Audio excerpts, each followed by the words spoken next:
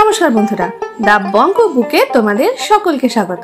बाजारे गेले एखन एकटाई सब्जी बाजार जुड़े बसे थाके पटल, किन्तु प्रत्येक दिन ओई पटलेर डालना बानानो ব্যাপারটা खूब একটা ভালো নয়। তাই আজকে আমি বানিয়ে ফেলছি পটলের দোরমা। সব রকমের রেসিপির জন্য পটলের সাইজ কিন্তু আলাদা আলাদা রকমের হয়, তাই দোরমার জন্য এই রকম বড় বেশ পাশ বালিশের মতো দেখতে বড় বড় ফোলা ফোলা পটল হবে, সেইরকম পটলই কিন্তু বাজার থেকে নিয়ে আসবে।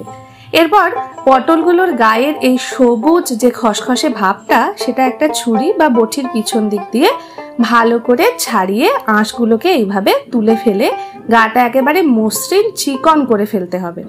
সবগুলো পটলে করা হয়ে গেছে দেখো। এরপর পটলের দেখো একদিকটা সরু থাকে আর একদিকটা থাকে একটু মোটা। যে দিকটা সরু সেই দিকটা অল্প একটুখানি কাটবো আর যেই দিকটা মোটা সেটা একটু বেশি করে কাটবো। এইভাবে সব পটলগুলো কেটে নেব। পটলের বিভিন্ন ধরনের রেসিপি রয়েছে, কিন্তু পটলের এই রেসিপিটা কিন্তু সর্বশ্রেষ্ঠ বলে আমার মনে হয়। এমনকি বিয়ে বাড়ির মেনুতেও কিন্তু পটলের এই রেসিপিটা বহুল প্রচলিত। আজ বানাচ্ছি পটলের দোরমা, নিশ্চয়ই দেখে বুঝতে পেরে গেছো। পটলের যে দিকটা একটু বেশি করে কেটেছো সেই দিকটায় এরকম একটা কোনো ধারালো চামচ দিয়ে এইভাবে ভেতর থেকে কুড়িয়ে কুড়িয়ে পটলের ভেতরকার মাল মশলাগুলো বের করে নিতে হবে। এই রেসিপিটা একটু কঠিন এবং একটু লম্বা হবে ভিডিওটা, তাই শুরু থেকে শেষ অবধি দেখার অনুরোধ রইল। কিন্তু খেতে এতই অসাধারণ যে একবার বানালে তোমরা এটা বারবার বানাতে চাইবে। সবগুলো পটল থেকে এইভাবে পটলের ভেতরের মাল মশলাগুলোকে প্রথমে বের করে নেব। বের করা হয়ে গেলে দেখো পটলগুলো সব ফাঁকা হয়ে গেছে আর এই এতটা পরিমাণে পটলের বীজ বেরিয়েছে। এবার পটলগুলোকে ধুয়ে জল ঝরাতে রেখে দেব। ভিজিয়ে রেখেছিলাম ছোলার ডাল, 7-8 ঘন্টা ভিজিয়ে রাখা প্রয়োজন। ডালটা মোটামুটি দেখো হাতে এরকম টিপলে ভেঙে যাবে, এরকম অবস্থায় এলেই হয়ে যাবে। ডালটাকে প্রথমে একবার একটু বেটে নেব, খুব মিহি করে বাটছি না, অর্ধেক বাটা মতো করে নেব। এরপর এর মধ্যে দিয়ে দেব কিছুটা আদা কুচি, 5-6টা কাঁচা লঙ্কা আর পটলের থেকে যে পুরটা বেরিয়েছে সেই পটলের বীজগুলো এর মধ্যে দিয়ে ভালো করে এটাকে বেটে নেব।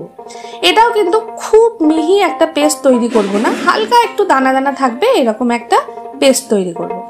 এটাকে ঢেলে নিচ্ছি একটা বাটিতে। এরপর এতে দিয়ে দিচ্ছি স্বাদ অনুযায়ী নুন, ঝাল লঙ্কার গুঁড়ো, হলুদ গুঁড়ো, 2 চামচ জিরে গুঁড়ো, 1 চামচ ধনে গুঁড়ো, অল্প পরিমাণে চিনি, সবকিছু দিয়ে এবার এই মশলাটাকে ভালো করে মাখিয়ে নেব।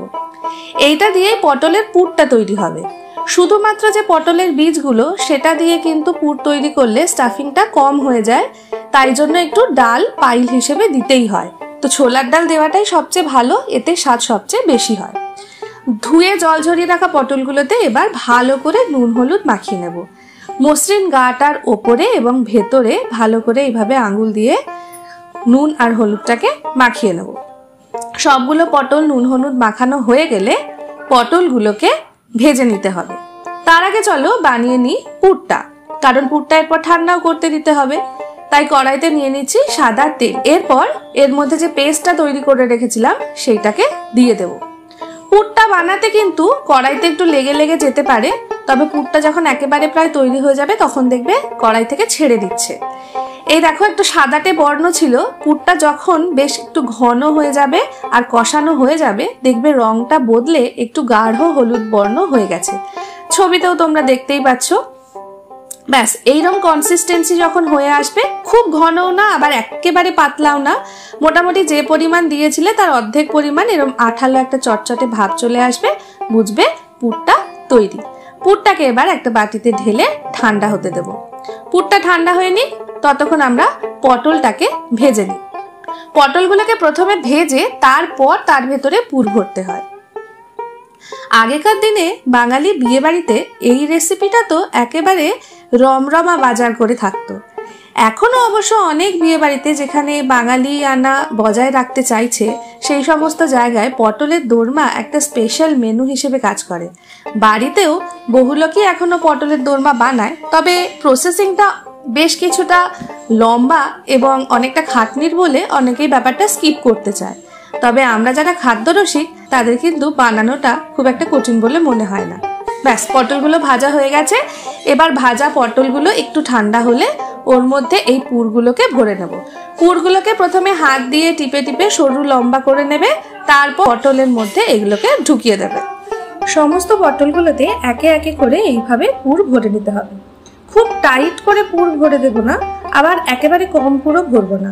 মোটামুটি একটু জায়গা থাকবে ভেতরে, যাতে ঝোলে দেওয়ার পর ঝোলটা ভেতরে শুষে নিতে পারে, সেই রকম অনুযায়ী পটলের পুরগুলো ভরবে।